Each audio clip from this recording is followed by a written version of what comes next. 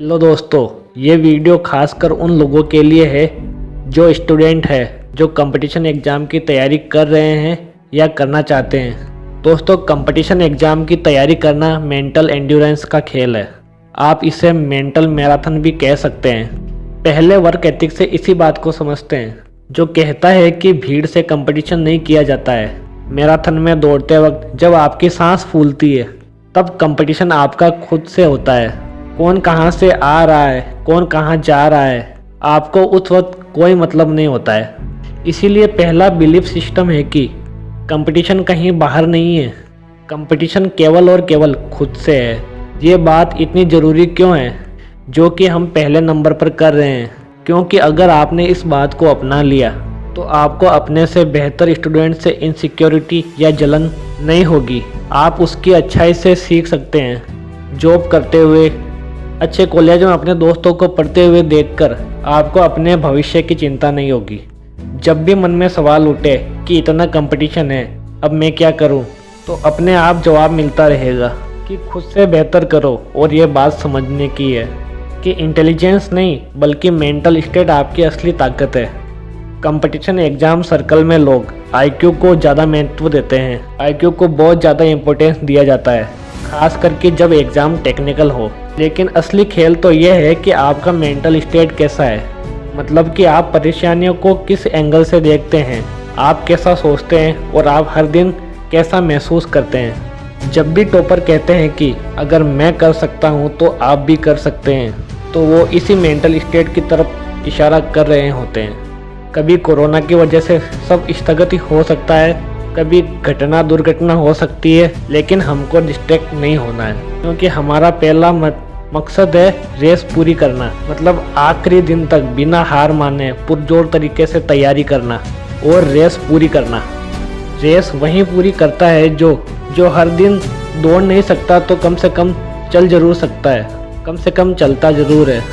जब भी हम चिंता करते हैं या फिर इस तरह के डिस्कशन में पढ़ते हैं, तो हम अपनी मेंटल एनर्जी वेस्ट कर रहे हैं और यहाँ से वापस सब्जेक्ट की तरफ कंसंट्रेट करना मुश्किल हो जाता है।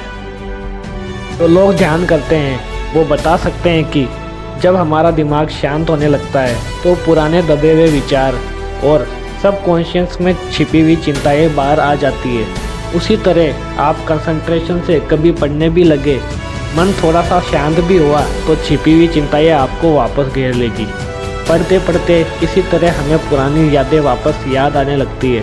इसीलिए किसी तरह के ब्रीदिंग या प्राणायाम और पॉजिटिव अफर्मेशन में कम से कम 10 मिनट इन्वेस्ट कीजिए। अगर हर दिन आपने ये कर लिया तो मेंटल स्टेट आपकी ताकत बन जाएगा। आपको बार बार मोटिवेशन की ज़रूरत नहीं पड़ेगी। अगला वर्क एथिक है ऑलवेज फाइंड योर बैलेंस। आप मेंटल एथलीट है। एक एथलीट हमेशा अपने शरीर और दिमाग को बैलेंस करता है। आप जितना मेंटल और फिजिकल एफर्ट लगा रहे हैं, आपको उतना ही रेस्ट चाहिए। इसलिए नींद और डाइट को बैलेंस करते रहिए। अगर आप ऐसा नहीं करेंगे तो आपका शरीर बीमार होकर आपसे रेस्ट करवा ही लेगा। ब्रेक लगेगा, क्लासेस छूटेगी, शेड्यूल बिगड़ेगा, तो आपको पसंद नहीं आएगा। एक मेहनती स्टूडेंट को कम से कम 6 से 8 घंटे सोना चाहिए। आप खुद अपना बैलेंस ढूंढिए। बड़े बड़े अथाह सिलेबस से निपटने के लिए नई स्किल्स जैसे कंसंट्रेशन, रीडिंग स्पीड सीखने के लिए एक नया वर्क एथिक सीखते हैं। जैसे कि हमें कभी भी एक दीवार बनाने की कोशिश नहीं करनी चाहिए, बल्कि हर बार हर दिन हमें एक ईंट लगानी होगी। जितनी अच्छी तरह से इस दुनिया में ईंट लगाई जा सकती है, हम उस तरीके से ईंट लगाएंगे और हम हर दिन हर घंटे ऐसा करते रहेंगे। दीवार अपने आप बनकर तैयार हो जाएगी। और इसका साइकोलॉजिकल एडवांटेज होता है कि बाकी लोग बड़े सपने देखकर, बड़े सिलेबस को देखकर डर जाते हैं, लेकिन वो सपना ना आपके लिए बड़ा है ना असंभव। आपको तो बस हर दिन हर बार 10 मिनट में एक ईंट लगानी है। यानी कि आपको हर दिन परफेक्ट तरीके से थोड़ा थोड़ा करके आगे बढ़ते रहना है। अगला वर्क एथिक है enjoy your work, there is no other way. आपका सब्जेक्ट बोरिंग हो सकता है, लेकिन आपको एग्जाम के खेल में मज़ा ढूंढना होगा, नहीं तो 12 या 24 महीने तक सिलेबस से खेलना मुश्किल हो जाएगा। आपको अपनी प्रिपरेशन को 3 लोगों का खेल समझना चाहिए। पहला, आप खुद।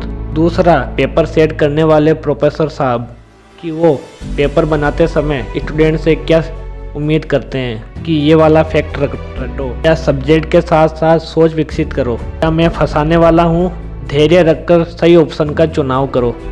तीसरा, वो जो एग्जामिनर के रूप में आपका सब्जेक्टिव पेपर चेक करता हो या वो जो आपका इंटरव्यू लेता हो, उनकी क्या अपेक्षाएं हैं आपसे, उन्हें आपसे किस टोन में जवाब चाहिए। अगर ये सारी बातें आपके दिमाग में रहती है तो सब्जेक्ट के प्रिपरेशन में गेम और स्ट्रेटेजी का आयाम जुड़ जाता है और मज़ा अपने आप आने लगता है। अगला है realistic practice give result. Usain bolt कहते हैं कि रेस के मैदान में जाकर आप कॉन्फिडेंस नहीं ढूंढते हैं।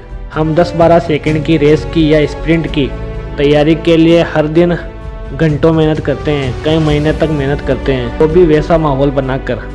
अगर आपको एग्ज़ाम से पहले कॉन्फिडेंस महसूस करना है, अगर एग्ज़ाम हॉल में रिलैक्स रहना है, तो वैसी परिस्थितियाँ बनाकर घड़ी में वही 10-12 का अलार्म लगाकर टेबल कुर्सी पर बैठकर एग्ज़ाम दीजिए। जितनी रियलिस्टिक आपकी प्रिपरेशन होगी उतना कॉन्फिडेंस आपको आएगा। उसी तरीके से रिवीजन को भी रियलिस्टिक बनाइए, उसको साल के अंत तक मत टालिए, हफ्ते महीने भर में रिवीजन करते रहिए। जितना स्ट्रॉन्ग आपका रिवीजन होगा उतना ही कॉन्फिडेंस आपको आपके पेपर के समय आएगा। अगला वर्क एथिक है always make you plan work. कुछ भी काम नहीं करता जब आप काम नहीं करते। आप कितने ही प्लान बना लीजिए, बिना मैसी एक्शन के कुछ भी काम नहीं करेगा। हर दिन अपने डेली प्लान को पूरा कीजिए, लेकिन एक प्लान को छोड़कर दूसरा प्लान पकड़ना आपकी प्लान या आपकी कमजोरी है। अगर डिस्ट्रैक्शन के कारण आपके दिन निकलते जा रहे हैं, आपका टारगेट कंप्लीट नहीं हो रहा हो, तो उसका एक ही कारण है डिस्ट्रैक्शन। हर दिन आपका समय कहीं ना कहीं लीक हो रहा है। लोगों को लगता है कि बिना सोशल मीडिया के कैसा लगेगा, तो भाई साहब आपको बहुत अच्छा लगेगा, क्योंकि एक कहावत है, भटकता मन दुखी मन है। आपको अपना समय कहाँ खर्च करना है इसके बारे में सेलेक्टिव हो जाइए, लेकिन समय को लेकर भागम भाग मत कीजिए। ये टेंशन और चिंता का मुख्य कारण है। जो भी आप कर रहे हैं उसको अच्छी तरह से रिलैक्स होकर कीजिए। अगर एक दिन ब्रेकडाउन हो भी जाए तो दूसरे दिन मत होने दीजिए। हर दिन अपनी मेंटल स्टेट को रीसेट कीजिए। कॉम्पिटिटिव एग्जाम को पार करने में जितनी मेंटल क्वालिटीज़ लगती है वो सारी की सारी अच्छा बिजनेस करने और प्रेशर को पार करने में भी लगती है। अगर एक बार आप प्रेशर को नेगेटिव करना सीख गए तो ये प्रिंसिपल आपके ज़िंदगी भर काम आएंगे। दोस्तों, इस वीडियो में दिए गए प्रिंसिपल को अप्लाई ज़रूर करना। दोस्तों, इस वीडियो में बहुत कुछ है, आराम से रिलैक्स होकर सोचना। अच्छा लगे तो वीडियो लाइक ज़रूर करना और चैनल को सब्सक्राइब करके हमारा सपोर्ट ज़रूर करना।